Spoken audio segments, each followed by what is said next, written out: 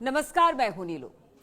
तो बिहार में आगे आने वाले दिनों में चुनाव होने हैं, लेकिन राजनीति जबरदस्त तरीके से बिहार में हो रही है और नीतीश का नाम आते ही राजनीति अपने आप में शुरू हो जाती है। नीतीश समय समय पर गाहे बगाहे जो राजनीति नीतीश की रही है उसको लेकर वो हमेशा चर्चा में रहे हैं। कभी पाला बदलकर आरजेडी के पास, कभी पाला बदलकर बीजेपी के पास, और अब जब लालू प्रसाद यादव ने ये कह दिया कि नीतीश के लिए मेरे दरवाजे खुले हुए हैं, बड़े दोस्ताना संबंध है नीतीश और लालू प्रसाद यादव के, और कहा यह जाता है कि लालू कुछ बोले और नीतीश उसका जवाब दे, ऐसा हो नहीं सकता। और हुआ भी यही। नीतीश कुमार से जब यह सवाल पूछा गया कि लालू प्रसाद यादव कह रहे हैं कि आइए मेरी पार्टी में आ जाइए आप, अब समय हो गया है कि आरजेडी में आने का वक्त हो गया है, अब जब चुनाव होगा तो मुख्यमंत्री आप होंगे, और या नहीं तो आप जब हमारे पार्टी में आएंगे तब आपका कुछ भला होगा। इस तरह की बातें जब उनसे पूछी गई तो नीतीश कुमार मुस्कुराकर वहां से निकल गए। नीतीश कुमार ने कुछ नहीं बोला। माफ कर देंगे आप क्या बोल रहे हैं, हम आ जाएंगे। अब देखिए इस मुस्कुराहट के पीछे, क्योंकि नीतीश कुमार की जो मुस्कुराहट है ना वो बड़ी कातिलाना है और बहुत लोगों के माथे पर बल लेकर आती है। नीतीश कुमार ऐसे हैं जो मुस्कुराकर बहुत सारी बातें कह देते हैं। हालांकि देखिए इसमें बहुत सारी बातें कही जा रही है कि ऐसा कुछ भी नहीं है, और जेडीयू की तरफ से कहा जा रहा है कि हम जहां हैं वहीं रहेंगे और देखिए नीतीश कुमार ही मुख्यमंत्री बनेंगे। बीजेपी के नेता भी इस पर तमाम तरह से बयानबाजी दे रहे हैं और जेडीयू के नेता भी इस पर अपनी बात रख रहे हैं।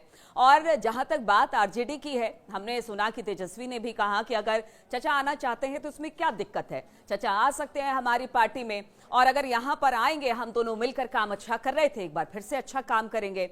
अब बीजेपी की अगर बात की जाए और खासतौर पर जेडीयू की बात की जाए, जेडीयू अपने लिए पूरे कई सारे विकल्प हमेशा से खुले रखती है। नीतीश कुमार जेडीयू इसीलिए भी जाने जाते हैं कि अगर किसी पार्टी में समीकरण नहीं बना तो फिर अगली पार्टी उनको लेने के लिए हाथों हाथ तैयार रहती है।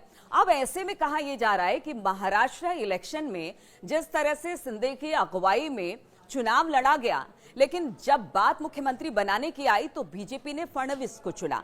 अब ऐसे में कहा जा रहा है कि कहीं ऐसा तो नहीं कि अगर बीजेपी ज्यादा बिहार में सीटें लेकर आ जाती है तो नीतीश कुमार को दरकिनार कर दिया जाएगा, और दरकिनार करने के बाद ऐसा ना हो कि बीजेपी अपने एक कैंडिडेट को, यानी बिहार में जो बीजेपी के उम्मीदवार होंगे, क्योंकि अगर ज्यादा सीट लेकर आती कह दे कि भाई बिहार का मुख्यमंत्री अब बीजेपी का होगा। ऐसे में नीतीश कुमार हर विकल्प खुला रखना चाहते हैं। इलेक्शन से पहले इस तरह की बातें आती रहेंगी, इसको र्यूमर करार दिया जाएगा, इसको बहुत सारी चीजें कही जाएगी, कहा जाएगा कि जानबूझकर इस तरह के मुद्दे उठाए जा रहे हैं। बीजेपी के एक नेता ने तो ये कह दिया कि देखिए भाई ऐसा है, लालू प्रसाद यादव को पता है कि तेजस्वी में वो तेज दिखाई नहीं देता है, वो मुख्यमंत्री नहीं बन सकते हैं। तो इस तरह के प्रलोभन नीतीश कुमार को दिए जा रहे हैं कि शायद उनके साथ आ जाए तो तेजस्वी की किस्मत खुल जाए।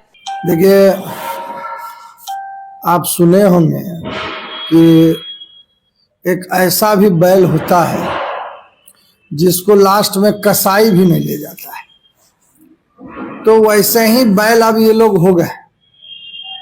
इनको अब डर समा गया है कि 2010 वाली स्थिति आने वाली है, और इनके जो ग्राउंड लेवल के कार्यकर्ता हैं उनको एक भय समाया है कि अब जो है सत्ता में महागठबंधन नहीं आ पाएगी। इसलिए लालू जी अपने कार्यकर्ताओं को भ्रम में रखने के लिए ये सब बयान दे रहे हैं। और अगर आरजेडी की बात की जाए तो वो ये कह रही है कि देखिए ऐसा है कि नीतीश का भविष्य बीजेपी में नहीं है, इसीलिए न्योता उनको हमारी तरफ से है। आप देखिए जब तक इलेक्शन नहीं हो जाता है तब तक इसी तरह की बातें सामने आती रहेंगी और इसी तरह की बातों के साथ राजनीति बिहार की गर्म रहेगी।